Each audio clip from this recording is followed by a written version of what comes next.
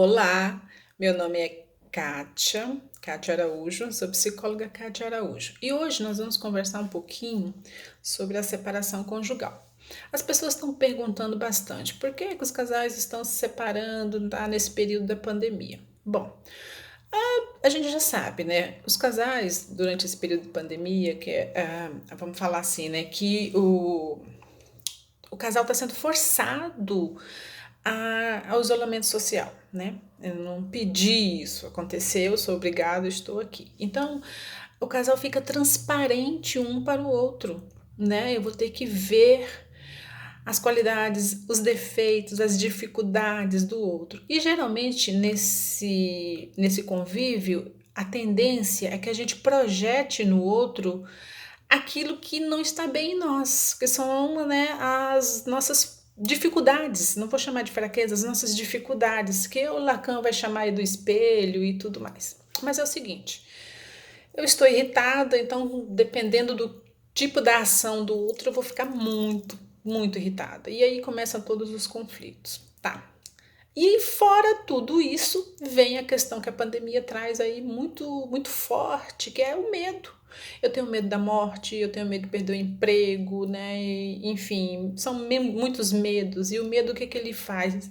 Ele tem essa capacidade de, de nos paralisar, né? A gente perde a nossa capacidade de raciocínio, né? De discernimento perante essas situações de conflito. É óbvio que alguns autores vão dizer que o medo é prudente, que ele que nos faz tomar decisões, enfim, e tudo mais. Mas eu estou falando deste medo que traz prejuízo mesmo. É este medo da pandemia aí que está causando muitos medos, muitas ações. Diferente de, por exemplo, quando você está super bem, tranquilo. Então, a probabilidade de você tomar decisões, né, ter ações mais assertivas, mais coerentes é muito grande, né? Ok. Dito isso, olha só, gente, vamos pegar o sono, só um fragmento. O sono, ele é muito importante, ele é reparador, enfim, você tem uma boa noite de sono, a tendência é que você acorde melhor e tudo mais. Durante a pandemia, a maioria das pessoas não estão nem dormindo por conta de tudo isso que já foi dito aí. Então você imagina, a pessoa já está irritada, uma série de problemas, ela não dorme e já tem os conflitos internos delas, né, as necessidades que entraria aí, no meu ver, a questão da autoestima, como eu fui criada, as minhas relações de infância, enfim, tudo mais. Não tem como a gente dizer que é uma coisa só. Não, são uma série de fatores, né? E o humano é isso, nós somos mosaicos, somos constituídos aí, nós somos seres biopsicossociais e agora também espirituais, que a gente sabe que tem todo esse conjunto aí para ser trabalhado, olhado, pensado. Dito isso, eu quero chamar atenção rapidinho aqui para dois tipos de família, né? Nós temos aquela família que a gente chama da família verbal, que é aquela que briga e verbalmente já coloca para fora toda a angústia, tudo isso aí que eu acabei de falar, o medo, a raiva. Então ela briga, ela xinga, gritos, né? E aí eu consigo até exteriorizar essa raiva, essa irritabilidade de uma forma às vezes muito agressiva, que eu chego a direcionar isso para os objetos, eu quebro as coisas e tal. E às vezes, se piorar um pouco, eu vou para o outro. Aquele sujeito de direito passa a não existir para mim. Ele também vira objeto. O humano que está na minha frente vira objeto. E aí, o que eu vou fazer? Eu posso partir para vias de fato. Eu vou agredir fisicamente, eu vou bater, tal, podendo até chegar ao feminicídio, né? Que a gente não vai falar do feminicídio agora, mas assim, seria uma consequência mais extrema aí. Então, essa família é explosiva, é aquela que chama atenção, entendeu? Ok. E nós temos um outro tipo de família que eu vejo que é muito importante a gente falar dela, que é a família oposta disso, é a não verbal. É aquela que não xinga, que não brinca, que não briga, que não xinga, que não, né? O que ela faz? Ela não vai exteriorizar, mas internamente toda aquela pulsão de raiva, de destruição para com o outro, eu uso em mim mesma, né? Então eu vou me ferir, eu vou me machucar. É aquela família triste, sabe aquela família que você olha e você só vê no olhar tristeza, ressentimento, angústia, né? Eles não falam, mas tá no comportamento. né? No olhar, na postura, na forma de se colocar. É aquela família fria, inexistente de afeto, de toque, de abraço, não tem nada, entende? E essa família, ela não é muito comentada, sabe? A gente não fala muito dela. Só vai ser lembrada quando acontece um suicídio, até mesmo um feminicídio decorre também, dependendo do caso. Mas aí fala, nossa, mas como? Eles não brigavam, você não ouvia nada, pessoal super educado, eu já ouvi isso. Pessoa muito educada, ele mantinha um tom de voz, enfim. Então, o que que eu quero dizer com isso? Que nós, seres humanos, cada um de nós vai usar o recurso psíquico, emocional, afetivo que tem para lidar com determinada situação de angústia e de dor. Entende? Então, assim, é importante que a gente pense sobre esse momento de pandemia não como algo que veio para destruir e acabar. Não. Algo. Sabe aquela história de fazer do limão a limonada? Mais ou menos isso. Não precisa ser necessariamente ruim, destruidor. Isso pode me possibilitar autodesenvolvimento, autorreflexão, olhar para mim, saber das minhas necessidades, meus desenvolvimentos, o que eu preciso, o que eu gosto. Às vezes a gente não para pensar do que gosta, né? Eu falo isso com muita tranquilidade porque eu descobri que gosto de determinado ritmo de música já depois de adulta. Por quê? Porque eu não sabia disso antes. Porque eu nunca parei para olhar para mim, né? E esse movimento ele é constante. Então eu cuido muito do filho, eu cuido muito do marido, às vezes o próprio marido também. A gente está falando aqui dos dois, tá? Não estou falando só, apesar de ter o desenvolvimento, o trabalho voltado para as mulheres, mas a gente está falando dos homens. Os homens também vivem isso com muita intensidade, né? Porque eu tenho que ser o provedor, eu tenho que ser forte, eu não posso chorar, eu não posso conversar com a minha esposa sobre os meus medos. Como? Se eles dependem de mim.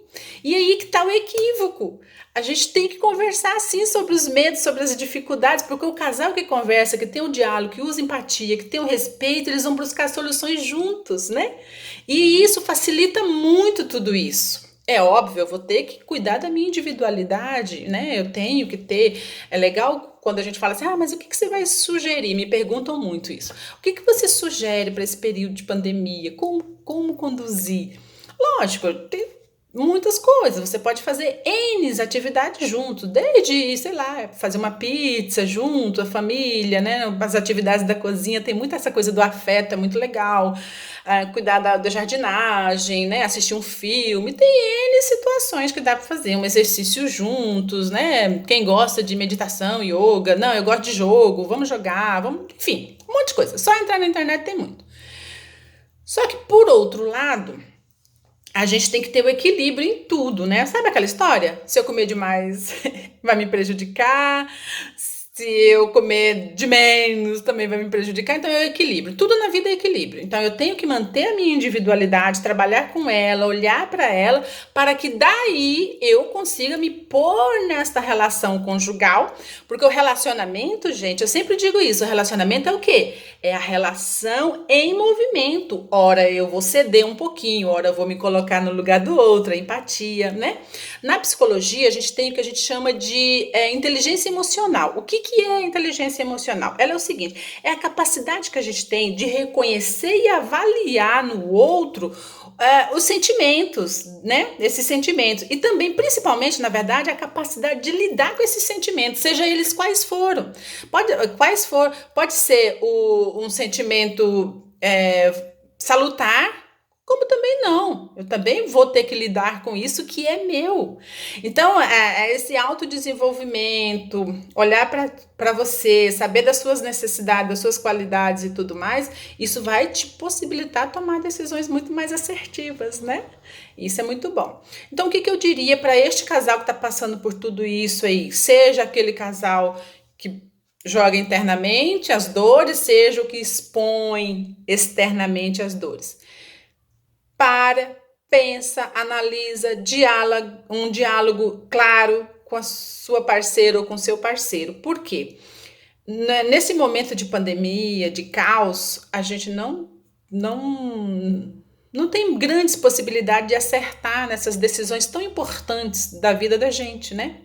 Então, assim, espera. Se tiver como esperar, espera. Deixa o divórcio, a separação para pós-pandemia, se for possível. É óbvio que na relação tóxica, né, naqueles mais conflituosos, que vem na agressão física e acaba desencadeando até um feminicídio, por exemplo, não, esses a gente tem que tomar outras providências que num outro momento a gente vai falar sobre o feminicídio. Neste momento eu fico com aquele casal que está vivenciando esses conflitos aí. A ordem é calma, diálogo, né? E aí depois, se achar que é prudente, que é bom para ambos, aí sim, vai optar pela separação. Mas tem que ser uma decisão consensual, madura, né? Que é isso que exige. Você só vai conseguir fazer tudo isso se você estiver bem com você. Aí você vai projetar no outro tudo isso que você tem em você, que é o respeito, o amor, o carinho, né? O entendimento, a aceitação de si. Ok?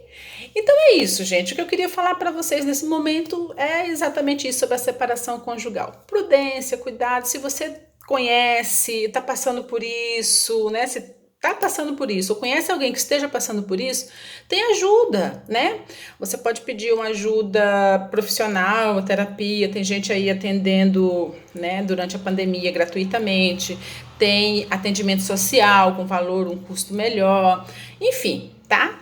Meu nome, como eu disse para vocês, é Kátia, sou psicóloga Kátia Araújo. Pode visitar minha página lá no Instagram, no Face, enfim. Precisando, estamos aí para colaborar com o que for melhor para cada um de vocês. Tá bom? Um abraço, muito obrigada e até a próxima.